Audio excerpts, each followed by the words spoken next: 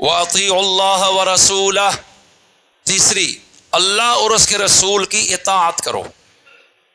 اور اسی کے ضمن میں جو امیر ہے، چونکہ اس وقت رسول اللہ امیر تھے جب قرآن اترا، مطلب یہ ہے کہ امیر کی اطاعت کرنی ہے تم نے، کیونکہ میدان میں اگر امیر کی اطاعت پہ نہیں چلیں گے تو یہ جماعت منتشر ہو جائے گی۔ آپ کبھی بھی میدان کے فاتح نہیں بن سکتے، چاہے آپ ایٹمی قوت بھی ہوں۔ اس لیے اس وقت متحد ہونا ضروری ہے، اتحاد آج ہی کی ضرورت ہے، اگر اب نہیں تو پھر کبھی بھی نہیں۔ اس لیے دشمن کے واروں میں سے ایک وار میڈیا پہ یہ بھی چل رہے، او جی یہ ملے ہوئے ہیں، بامی ملی بھگت ہے۔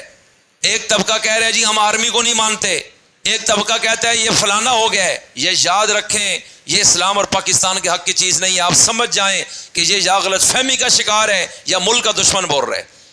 آپس کے لاکھوں اختلاف کے باوجود بھی اللہ کیا کہہ رہا ہے کہ تم نے اس وقت جو اس لائن کا امیر ہے اس کی اطاعت کرنی ہے اور اس کی بات پہ توجہ کرنی ہے۔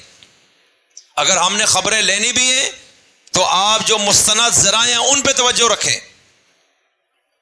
D G I S P R روزانہ بول رہا ہوتا ہے کہ ابھی یہ ہو گیا ہے، ہم اس کی بجائے ہم دوسری باتوں پہ چلیں گے۔ اب ہم یہ دیکھتے ہیں جو باہر ملکوں میں فلانا بیٹھا ہے صافی، وہ کہتا ہے فلانا کیا کہتا ہے۔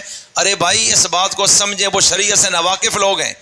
کل وقت آئے گا کہ یہ ملک بھی ہاتھ سے جائے گا اور تباہی کے سوا کچھ بھی نہیں۔ ابھی تک جتنے ڈرون بھی ان کے وہ جہاز گرائے یا جو ہوا ڈرون بھی آئے، وہ واضح کہہ رہے ہیں کہ یہ اسرائیل کے اوپر مونوگرام لگا ہوا ہے۔ تو آپ کیا سمجھتے ہیں کہ آپ نے جب اپنے پاسپورٹ پہ پرنٹ کروایا ہے کہ ہمارا یہ پاسپورٹ اسرائیل کے علاوہ ہر ملک کے لیے کرامت ہے، تو آپ نے واضح کیا کہ ہم یہود کو نہیں مانتے اور آپ نے پرنٹ کرایا ہے وہ اس پہ، تو کیا وہ آپ کا خیر خواہ ہوگا؟ وہ تو کھل کے انڈیا کا ساتھ دے گا۔ اور پہلے بھی جو جہاز ہندوستان کے آئے تھے بالاکوٹ پہ بمباری کے لیے، اس میں جو انہوں نے پائلٹ پکڑے اس میں بھی ایک اسرائیلی تھا، جو آپ مجھ سے بہتر جانتے ہیں۔ آپ صرف یہ نہ سمجھیں کہ جناب انڈیا ہے، اسرائیل اور یہودی تو آپ کے حق میں ہو ہی نہیں سکتا کبھی، وہ تو اسلام کا سب سے بڑا مخالف ہے۔ آپ کیسے سمجھتے ہیں کہ یہ پلاننگ کے ساتھ ہو رہا ہے سارا کچھ؟ یہ جاہلوں کی باتیں ہیں اور اپنے آپ کو مروانے والی باتیں ہیں۔ اس لیے اس وقت پورے ملک کے تمام مذہبی طبقات، دیوبند، بریلوی، اہل حدیث، تمام تنظیمیں، تمام مدارس، تمام وفاقوں کے بورڈ اس ایک نظریے پہ کھڑے ہیں کہ ہم اس مسئلے میں جو انڈیا کے ساتھ پاکستان کا مقابلہ اور جنگ ہے، ہم کھل کے اپنی بہادر فوج افواج پاکستان کے ساتھ ہوں گے۔ آپ کا کیا خیال ہے؟ اس بارے میں غور کیجئے گا۔ اللہ کہہ رہے ہیں کہ امیر کی اطاعت سے پیچھے نہیں ہٹنا تم نے، اس کے بغیر یہ عبادت کبھی بھی سر انجام نہیں دی جا سکتی، نہ فتح تمہارا مقدر بن سکتی ہے۔